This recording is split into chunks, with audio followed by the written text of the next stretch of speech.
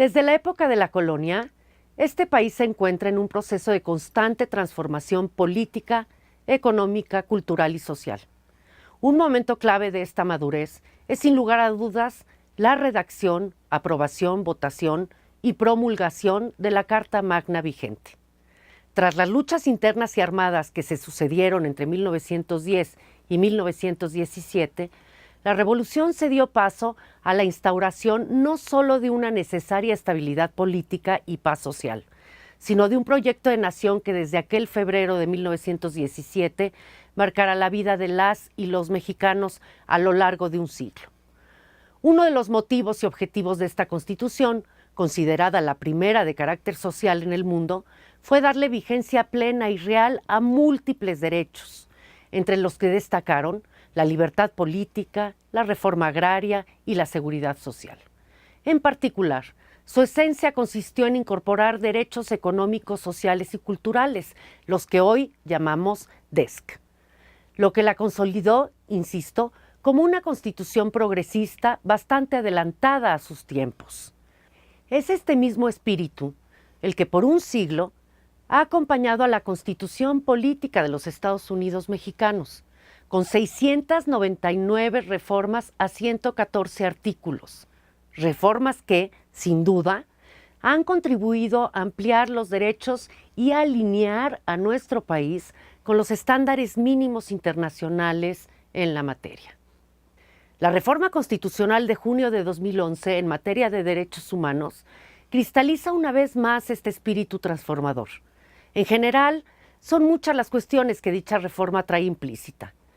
Modificación a 11 artículos de la Carta Magna, por lo que tan solo se hará un realce de aquellas de mayor trascendencia.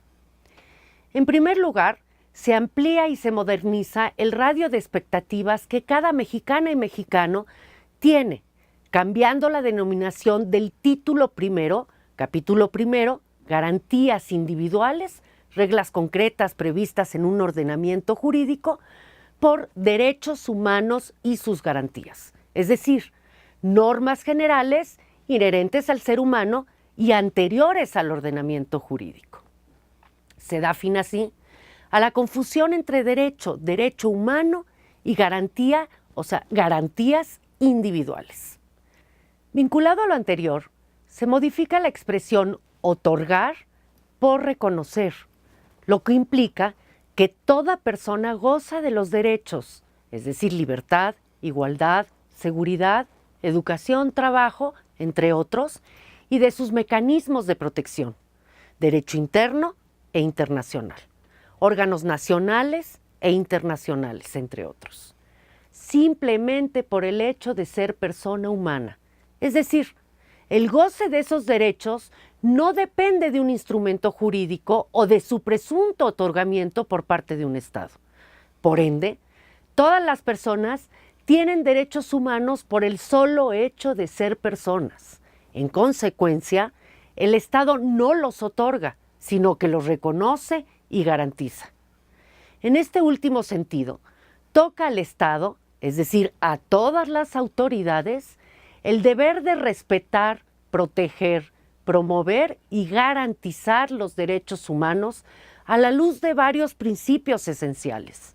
Incluso, en caso de violaciones a derechos humanos, el Estado se obliga a prevenir, investigar, sancionar y reparar sus violaciones.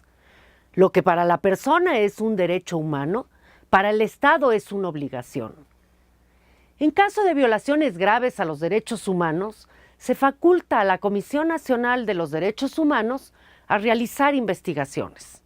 Dicha función la ejercerá cuando así lo considere pertinente, o bien a petición del presidente, algún gobernador o cualquiera de las cámaras del Congreso de la Unión, legislaturas locales o el jefe de gobierno de la Ciudad de México. Por ende, la CNDH puede investigar violaciones graves a los derechos humanos. Estos deberes de protección y de tutela a cargo del Estado respecto a los derechos humanos no solo deben interpretarse conforme a la propia Constitución Nacional, sino que ahora, además, es necesario observar y tomar en cuenta los tratados internacionales en la materia. Ante el abanico de opciones, sea de la Constitución o de los tratados, es usual que existan diversas interpretaciones o normas jurídicas. Para tal efecto, siempre debe prevalecer el principio pro persona.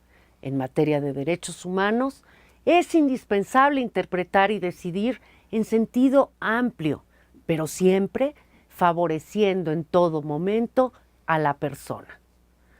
Como se observa, la reforma de 2011 en materia de derechos humanos implica un cambio de paradigma en la configuración y el actuar del Estado. A decir de Juan Silva Mesa, expresidente de la Suprema Corte de Justicia de la Nación, la reforma puede equipararse al momento en que en 1917 el texto fundacional de nuestro ordenamiento jurídico incorporó por vez primera los derechos sociales. Su introducción a la Carta Magna no es solo de manera simbólica o estética, sino que implica obligaciones tanto del lado de las y los ciudadanos, como conocer y exigir sus derechos humanos y sus garantías, como del gobierno, respetar, proteger, promover y garantizar. E incluso deberes de prevenir, investigar, sancionar y reparar en caso de sus violaciones. Sin duda, no hay mejor forma de conmemorar los 100 años de nuestra Constitución política que haciendo el parangón aludiendo la cita de Silva Mesa. Entre la fundación del texto con los derechos sociales y la reforma de 2011 con los derechos humanos. El reto ahora es hacer eficaces tales derechos humanos, es decir, materializarlos, pasar de una igualdad formal o abstracta inscrita en la ley a una igualdad concreta o real, vivida en las calles, en los espacios públicos, es decir, en la vida cotidiana. Los derechos humanos no se idearon o construyeron para quedarse en la prosa de las normas jurídicas, sino como herramientas prácticas para la defensa de las personas más desfavorecidas de nuestro país. CNDH